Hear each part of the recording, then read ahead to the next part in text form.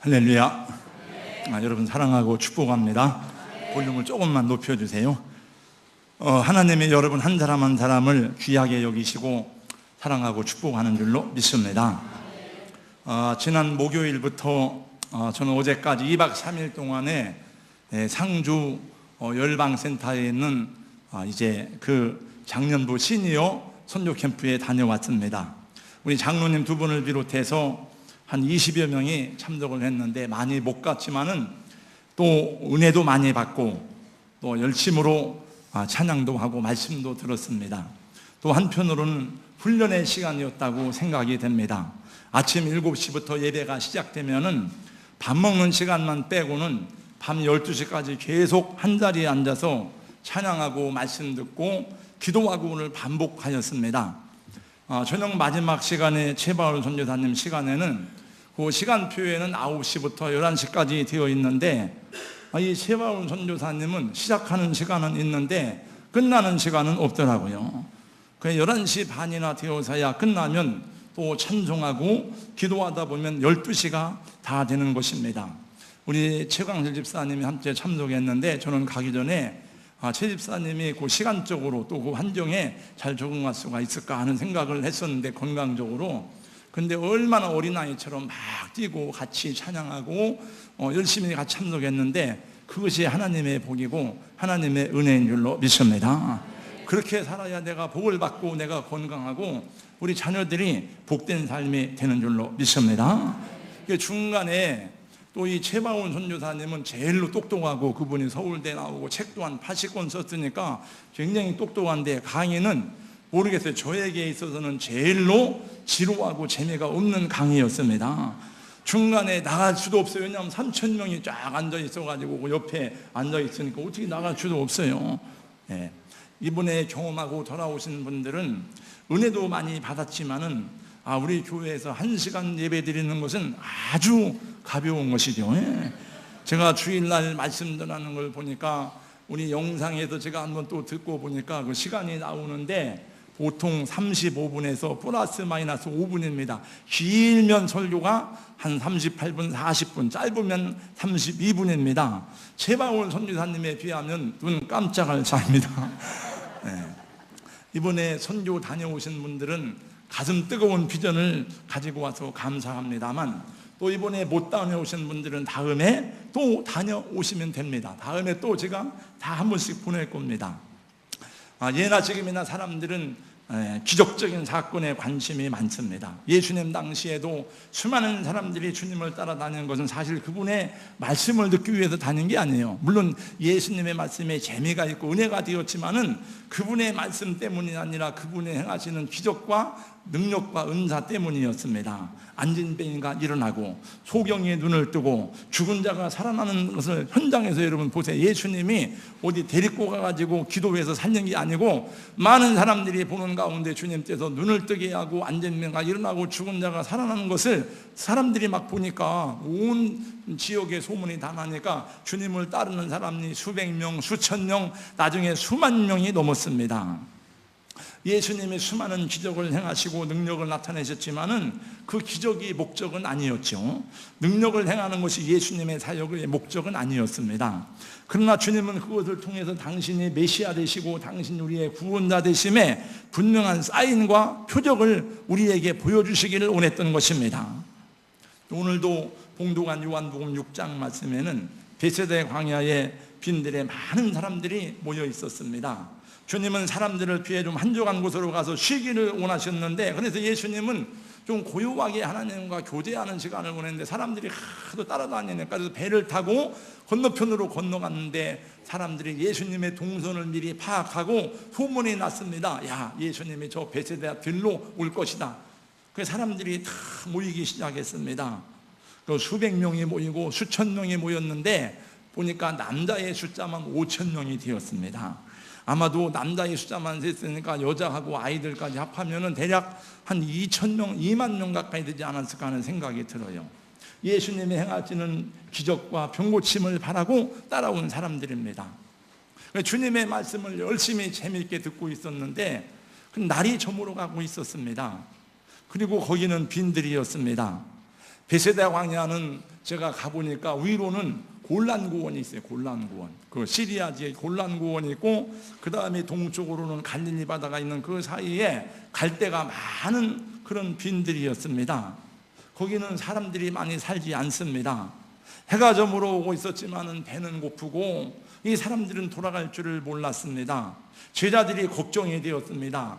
이 오병이의 사건은 마태, 마가, 누가, 요한복음 사복음서에 나와 있는데, 마가복음 말씀해 보니까 제자들이 이렇게 예수님에게 말했습니다.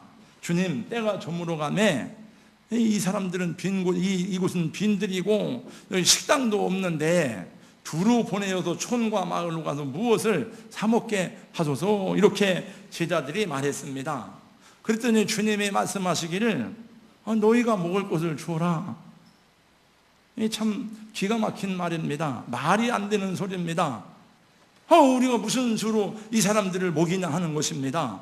이 사람들을 다 사 먹이려면은 돈이 얼마나 드는지 예수님이 알기나 아시고 하는 소리인지 잘 모르겠습니다. 아무리 하나님의 아들이고 아무리 영적인 일만 한다고 하지만 그래도 뭐 계산이라는 게 계산이 나와야 될 거 아니에요? 여러분, 2만 명을 밥 사 먹이려면은 얼마나 들겠습니까? 우리 집사님 2만 명 먹이는데 갈비탕 한 그릇에 5,000원짜리 먹이면 얼마 들어요? 금방 대답이 나. 여기 1억이랍니다. 저는 계산기를 두드려 봤어요. 이게 2만 명이 5,000원짜리 갈비탕 한 그릇 먹으면 얼마인가 했더니 1억이에요. 여기 집사님은 돈 잘 버시겠어요. 금방 계산이 나오니까. 저는 돈을 못 벌어요. 왜냐, 계산이 느리니까. 집사님 부동산 또 계열에 유통업 계열에 하잖아요. 그러니까 돈을 많이 버시기 바랍니다. 돈을 많이 벌어야 될 이유가 있어요. 근데 지금 회계장부에 돈 50만 원밖에 없는데 어떻게 이 사람들을 먹이냐 이거요. 그러니까 장로님들이 볼 때는 목사님이 답답한 거예요.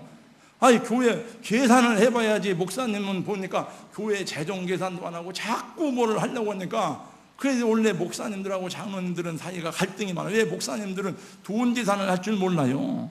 일을 할 줄만 알지. 장로님들은 돈을 계산을 해야 되잖아요. 그러니까 제자들이 볼 때도 예수님이 답답한 거예요. 그러나 이것은 사람의 인간의 계산이고요, 모든 기적은 필요에 의해서 일어납니다. 여러분, 기적과 능력은 필요한 곳에 필요할 때 일어나는 것입니다. 성경에도 보니까 아무 때나 기적이 일어나는 게 아니에요. 필요한 곳에 하나님이 역사하시고 필요한 곳에 하나님의 손길이 나타나는 것입니다. 하나님의 은혜도 마찬가지입니다. 내가 병들지 않았더라면 치유하시는 하나님을 만나지 못했을 것이고, 내가 사업이 망하지 않았더라면 고난 중에 베푸시는 하나님의 은혜를 알지 못했을 것입니다. 우리 교회는 다 사업이 IMF 때 부도나고 예수님을 믿은 장로님도 계세요. 그분들이 사업에 안 망했더라면 예수 안 믿습니다. 그런데 너무너무 어려운데 목사님이 꿈에 보니까 막 자기 집에 손을 들고 막 기도하더래요. 근데 그게 막 그렇게 위로가 됐다고 그러더라고요. 내가 인생의 큰 풍랑을 만나지 않았더라면 위로하시고 새롭게 하시는 하나님을 경험하지 못했을 것입니다. 우리 인생이 그렇게 우리 마음대로 안 되잖아요. 아이들 키우는 것도 뜻대로 안 됩니다. 사업하는 것도 뭐 하나 제대로 되는 일이 그 마음에 맞게 잘 맞는 일이 얼마나 됩니까? 안 되는 일이 많습니다. 하나님이 개입하지 아니하면 풀어질 수 없는 문제나 고난들이 얼마나 많습니까? 우리 인생에서 사람이 나서고 사람의 기술이 통하고 사람의 노력이 통하는 일도 있지만은 사람의 노력, 사람의 기술이 아무 의미가 없는 때가 많아요. 여러분, 요즘에 창세기 말씀을 강의합니다만 창세기 야곱을 보세요. 여러분, 요셉을 보세요. 앞뒤가 꽉 막혔잖아요. 여러분, 다윗을 보세요. 여러분, 마리아를 보시기 바랍니다. 마리아가 성령으로 잉태되었는데 그게 여러분 감사한 일입니까? 그게 여러분 축복된 일입니까? 그건 마리아 자신으로는 해결할 수 없는 큰 문제였습니다. 요셉이 마리아가 임신한 것을 알고 가만히 끊고자 하였습니다. 마리아가 찾아가서 말합니다. 요셉, 나를 의심하지 마세요.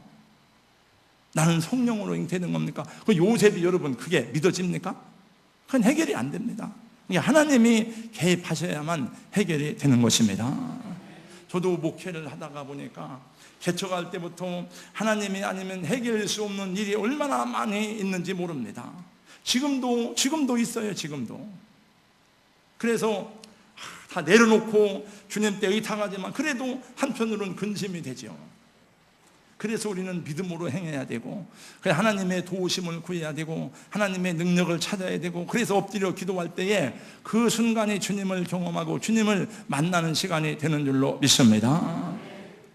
예수님은 제자들의 믿음을 시험해 보기 위해서 너희가 먹을 것을 주라고 말씀하셨어요. 6절 말씀해 보니까 이렇게 말씀하시면 친히 어떻게 하실지를 아시고 예수님은 이미 다 답이 나와 있습니다. 그러나 빈입을 시험하고자 하심이라 했습니다. 주님은 때때로 우리들의 믿음을 시험하기 위해서 우리에게 문제를 던져주십니다. 우리로 스스로 해결하기 어려운 장애물들을 그 앞에 내어놓습니다. 우리가 만나는 역경이나 장애물들은 우리의 믿음을 시험해보는 시금석이기도 합니다. 빈입은 대답했습니다.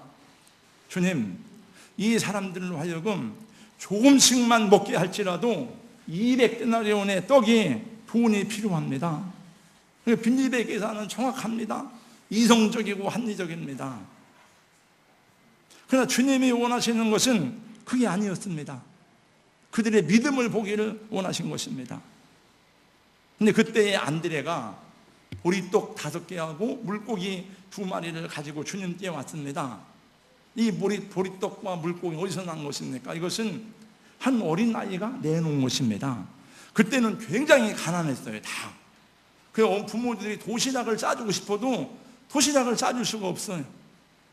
예수님 당시에는 임신했지만은 젖이 안 나와가지고 쓰러져 있는 아기들이 많이 있었습니다. 여러분, 사탄이 예수님에게 이 돌들이 변해도 떡덩이가 되게 하라고 할 때에 여러분, 예수님 배고픔을 해결하라고 한 게 아니에요. 네가 하나님의 아들이면, 네가 정말 하나님의 아들로 왔다면 이 백성들을 보라 이거요. 여기 굶어져 쓰러져 있는 아이들을 보고 먹을 것이 없어 쓰러진 아이들을 보라 이거요. 그래서 이 아이도 부모님이 싸준 그 도시락이 얼마나 귀한지 고이고이 간직했었지만은 예수님 때 드리려고 내놓은 거예요. 다 배가 고픈 그 자리에서. 그러면서 안드레가 말합니다. 그러나 이것이 이 많은 사람에게 무슨 소용이 되겠습니까? 아니, 이게 뭔 소용이 되겠습니까? 예수님이나 드시고 힘내세요. 그렇죠. 이 작은 것이 무슨 소용이 되겠습니까? 그러나 이 예수님은 물고기 2마리, 보리떡 5개를 가지고 하나님 앞에 감사 기도를 시작했습니다. 11절 말씀해 보니까 예수께서 떡을 가진 후에 가져 축사하신 후에, 축사했다는 말은 감사 기도를 드렸다는 것을 말합니다. 수천명의 사람들 앞에서 보리떡 5개와 생선 2마리가 무슨 양식거리가 되겠습니까?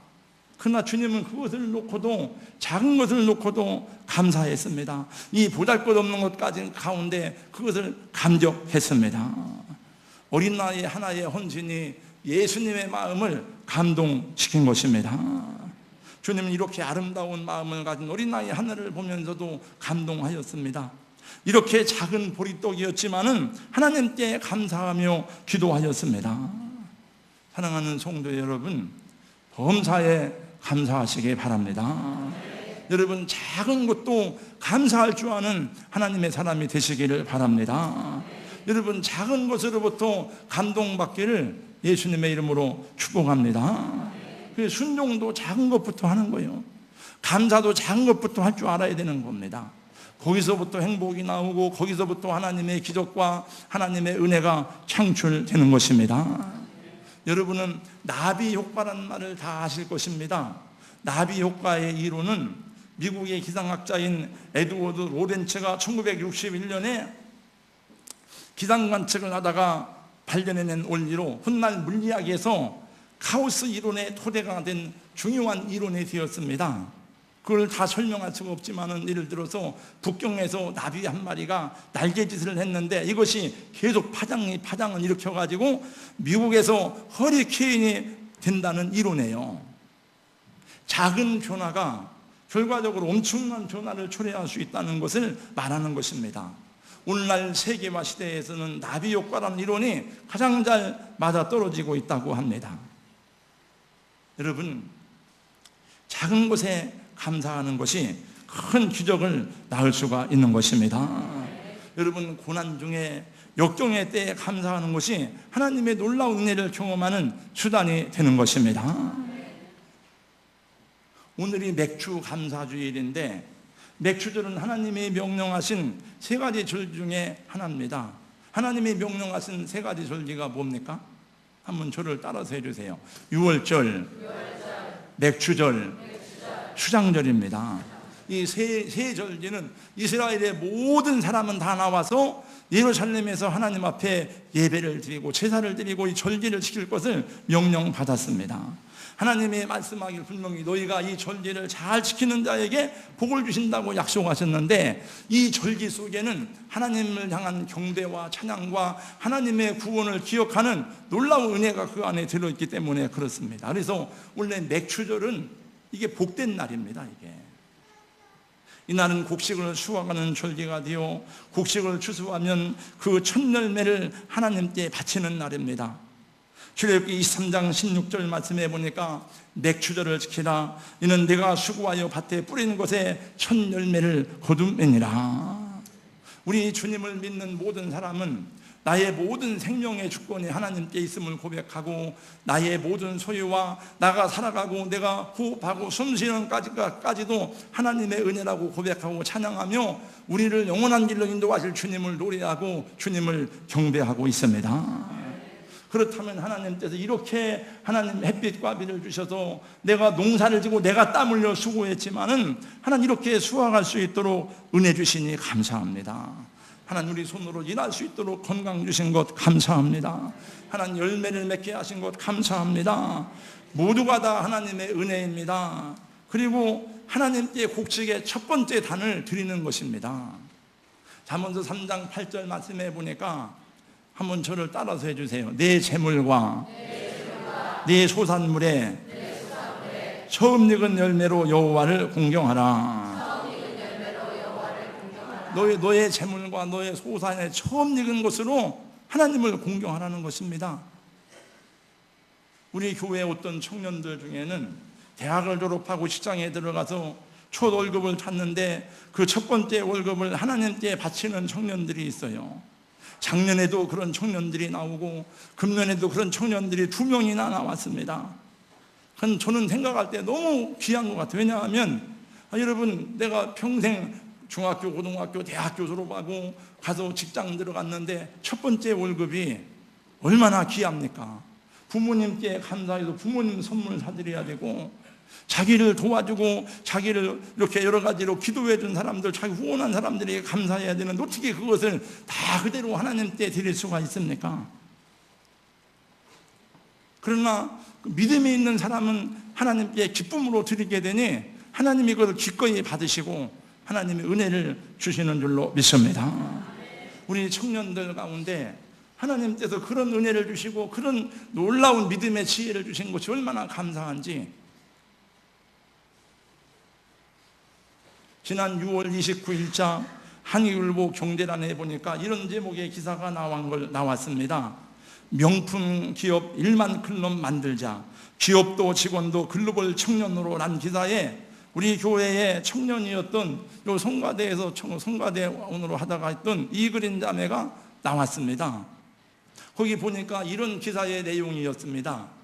입사 초년명부터 올라운드 플레이어로 활동하여 입사 4년 만에 독일에서 바이오벤처 1호인 유전자 기술 전문 기업의 바이오니아의 이그린 씨, 한국에서는 사원이지만은 독일에서는 연락사무소 소장이 되었는데 어떻게 그런 자리에 이르게 되었는가, 그런 주제로 그린 이에 대한 얘기가 나와서 제가 읽어보면서 감사하다. 참 우리 교회 청년이 이렇게 진취적이고 성공적인 그런 일을 하니까 얼마나 감사한지요. 마음이 뿌듯하고 기뻤는데, 저는 그린이가 독일 간다고 그럴 때 사실은 그 자리는 부장급씩 가야 맞는답니다. 그 일평사원이 소장격으로 되는 독일의 전체를 책임진 그 가기가 어려웠길래 가라고, 담대하게 가고 결정하라고 이렇게 하면서 사실은 비즈니스 선교사가 되었으면 좋겠다는 생각을 제가 갖고 있었습니다. 이번 선교 캠프에 갔더니 비즈니스 선교에 대한 강의가 있었습니다. 저는 오래전부터 선교는 비즈니스라는 말을 많이 했습니다. 여러분, 선교는 비즈니스맨이 하는 거예요. 네. 목사들은 머리가 잘 안 돌아갑니다, 여러분. 네. 그게 비즈니스 선교를 해야 된다고 종종 말했었습니다. 제가 이번 선교 캠프에 갔더니 인터콥 테이프의 최바울 선교사하고 같이 식사를 하는 기회가 있었습니다. 그런데 대전 지역의 목회자들하고 또 전주 지역의 목회자들 같이 이제 점심을 먹는데 마침 제가 바로 앞에 있었습니다. 한 연합운영 정도 모여 있었는데 이제 그 최선 교사님하고, 그래서 제가 이렇게 얘기했어요. 뭐 대화를 하다가 그 인터콥에서 파송한 선교사들이 이렇게 많은데 그들이 은퇴 이후에 아무런 그 삶에 대한 대책 근거가 없지 않습니까? 그랬더니 그분이에요. 그분 말로 목사님, 왜 우리가 그걸 걱정합니까? 왜 우리가 그걸 걱정하냐는 우리 목사는, 우리 목회자나 선교사는 죽도록 충성하고 죽도록 일을 하고, 그건 장로님들이 걱정해야 돼요. 그 말이 맞습니까? 안 맞습니까? 그 말이 맞아요? 안 맞아요? 여러분, 선교사들이, 목사가 나 나중에 은퇴하면 뭐 집이라도 한 채 줄라나? 교회에서 퇴직금이라도 줄라나? 이런 거 걱정하면 안 되잖아요. 최선교사, 최바울 선교사 얘기가 뭔가 하면, 우리는 목사님 죽도록 충성하고 그런 걱정은 장로님들이 해야 된다 이거요. 그럼 자기 그 건물도 그 2만 몇 평이라고 하더라고요. 건물이, 그 건물도 자기는 신경도 안 썼대요. 장로님들이 다 알아서 하고. 그래서 건축을 하는데 대표가 와서 격려를 해야 되지 않냐고, 다 봉사하는 사람인데, 그래서 내가 왜 가냐 이거예요. 내가. 그분은 좀 약간 너무한 것 같더라고요. 다 자기들 일하고 하나님 일 하는데 왜 내가 가서 격려냐. 그래서 자기가 내려왔었답니다. 이렇게. 그래서 제가 일부 예배를 드리면서, 그런 준우야, 또 돈을 많이 벌어야 되겠어? 안 벌어야 되겠어? 많이 벌어야 되겠대요. 그런 꿈을 가지면 하나님이 그런 사람을 사용하신다. 여러분, 꿈을 가져야 하나님이 역사하십니다. 꿈도 없는데 어떻게 합니까? 여러분, 우리 청년들은 꿈을 가지세요. 하나님 나를 크게 축복하셔서 내가 이 비즈니스 선교를 할 수 있도록 도와주시고, 목회자나 선교사들은 그런 걱정하지 말고 열심히 죽어라고 충성해야지. 목사들이 뭐 먹고 살을까 걱정하면 안 되잖아요. 제가 이 그린이가 지금 다니는 회사에 들어갔을 때에 첫 번째 월급을 하나님께 다 드렸을 때에 너무 믿음이 기특해서 메시지를 보냈습니다. 하나님이 복을 주시되, 모르겠어요. 제가 지금 까먹었는데 100배로 복을 주라고 그랬는지 10,000배로 주라고 했는지 잘 모르는데, 이제 앞으로는 제가 생각하기를, 그런 사람이 나오면 하나님 10,000배로 주시옵소서, 이렇게 축복하겠습니다. 우리 청년들은 잘 들으세요. 이번 선교 캠프 중에 강유환 선교사, 전 강유환 선교사 때 제일 은혜를 많이 받았어요. 그 다음에 한종욱 선교사하고 강유환 선교사님 나와서 말씀 전하는 시간 이런 얘기를 했습니다. 하나님께서 말라기 선지자에게 말씀하기를, 내 이름을 멸시하는 지상들아, 왜 너희가 지상에 되어서 내 이름을 멸시하냐 이거예요. 하나님께서. 하나님 이렇게 말씀하십니다. 내 이름을 멸시하는 지상들아, 나 만군의 여호와가 너희에게 이르기를, 아들은 그 아버지를, 종은 그 주인을 공경하나니 내가 아버지일진데 나를 공경함이 어디에 있느냐. 지상들이 말합니다. 우리가 언제 주님의 이름을 멸시했습니까? 하나님이 다시 말씀합니다. 너희가 더러운 떡을 나의 제단에 드리고 눈먼 것, 병든 것, 저는 것을 드리고도 말하기를, 우리가 언제 주의 이름을 멸시하나이까 하느냐? 그걸 너희 총독에게 갖다 줘봐라. 차라리 너희 가운데 성전문을 닫을 자가 있었으면 좋겠다. 근데 이 강용환 선교사님은 여기서 이 말라기 4장에서는 드리는 물질에 대해서 얘기했지만, 강용환 선교사는 사람에 대해서, 사람에 대해서 우리가 하나님께 최고의 사람, 최선의 사람을 드려야 된다 하는 것입니다. 근데 보니까 그 선교사들이 다 서울대 치대 나오고, 부부가 다 서울대 치대예요. 강용환 선교사는 부부가 다 UC 버클리대 나오고 뭐 다 그런 사람들이더라고요. 야, 너는 공부 못하니까 신학교 나가라. 그 말이 안 되잖아요. 하나님께 가장 귀한 것을 골라서 드려야 하는 것입니다. 여러분, 시간도 하나님 앞에 정말 떼먹지 말고 귀하게 드리시기를 주님의 이름으로 축복합니다. 저도 성질대로 다 안 해서 그렇지, 막 시간 맨날 그냥 늦게 오고 막 그런 시간 떼먹는 사람 보면 답답해요. 물질도 마찬가지예요. 제가 그 메시지를 듣는데, 강요한 선교사 메시지를 듣는데 전화가 계속 와, 진동으로. 그 전화를 딱 보니까 오재남, 우리 시골 사는 둘째 누님이요. 아, 왜 왔나? 내가 돈을 빌려 쓰겠는데 돈 달라고 전화 왔나? 그래서 이제 끝나고 나서 나와서 전화를 했더니, 동생 선근이 형이 해외에 교회를 하나 짓고 싶다고 하는데 대전에 사는 동생 교회를 통해서 짓고 싶다 그러는 거예요. 그래서 한 1,500만 원, 2,000만 원이면 되겠냐고. 이 필리핀은 1,000만 원이면 교회 하나 지니까. 그래 가만히 생각을 해보니까, 그럼 짓고 말고요. 내가 8월 달에 제가 그 탄자니아 가는데 그래도 걱정은 하는데, 탄자니아 내가 이번에 갖고 가서 선물을 갖고 가서 교회 하나 지면 되겠다.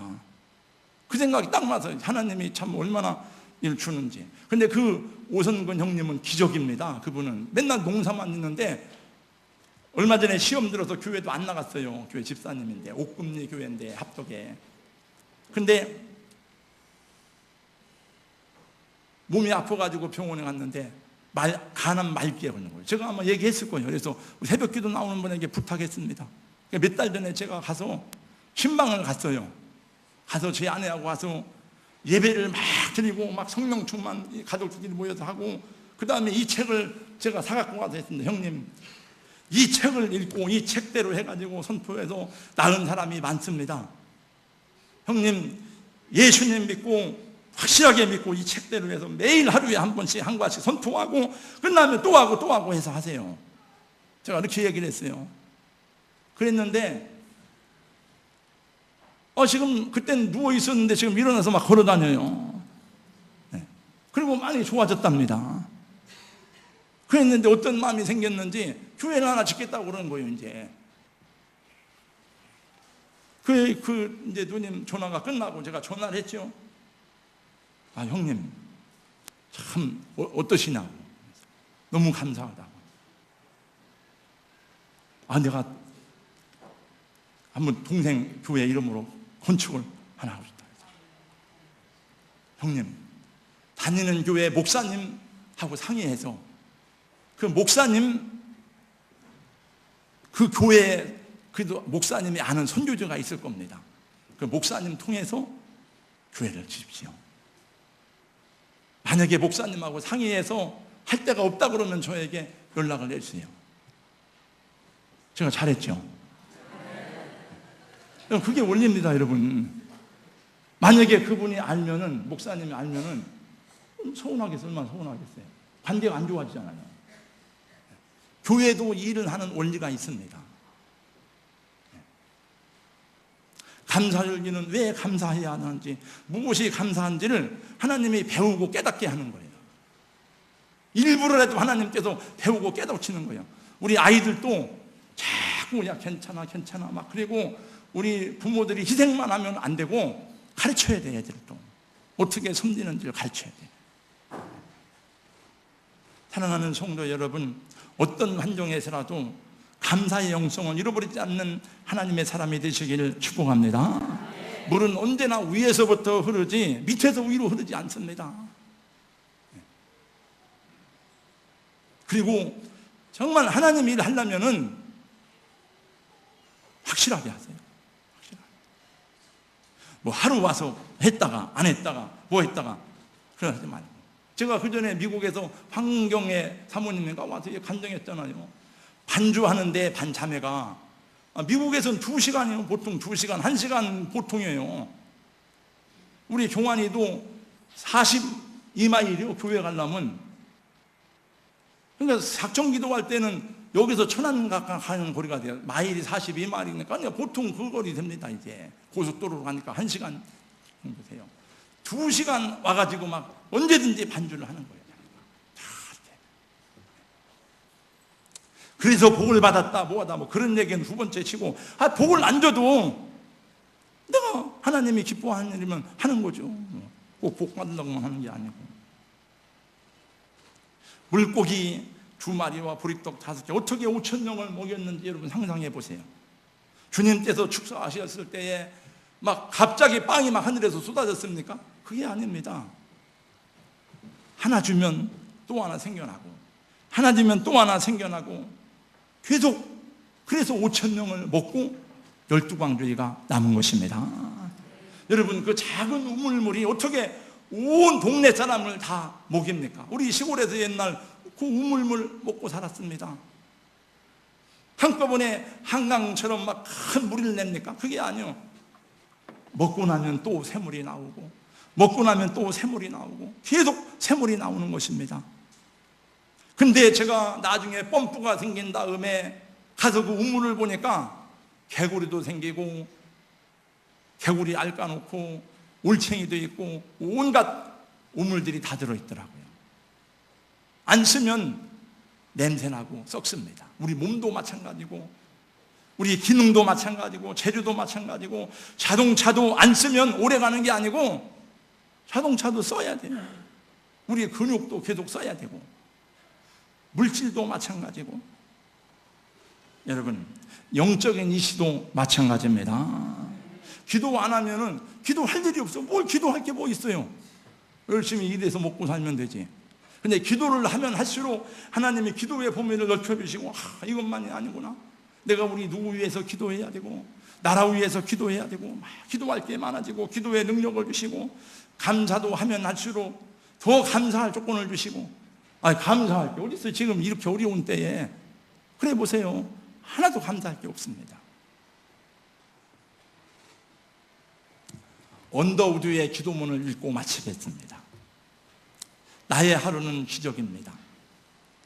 걸을 수만 있다면 더 큰 복은 바라지도 않겠습니다. 설 수만 있다면 더 큰 복은 바라지도 않습니다. 누군가는 지금 그렇게 기도를 합니다. 들을 수만 있다면 더 무엇을 바라겠습니까? 말할 수만 있다면 더 큰 복을 바라지 않겠습니다. 누군가는 그렇게 기도를 합니다. 볼 수만 있다면 더 큰 복을 바라지 않겠습니다. 살 수만 있다면 더 큰 복을 바라지 않겠습니다. 누군가는 지금 그렇게 기도를 하고 있습니다. 놀랍게도 누군가의 간절한 소원을 나는 다 이루고 살았습니다.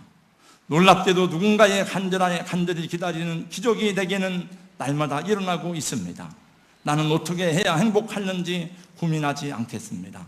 나는 내가 얼마나 행복한 사람인지 날마다 깨닫겠습니다. 나의 하루는 기적입니다. 나는 날마다 감사하며 살겠습니다. 아멘. 영상 하나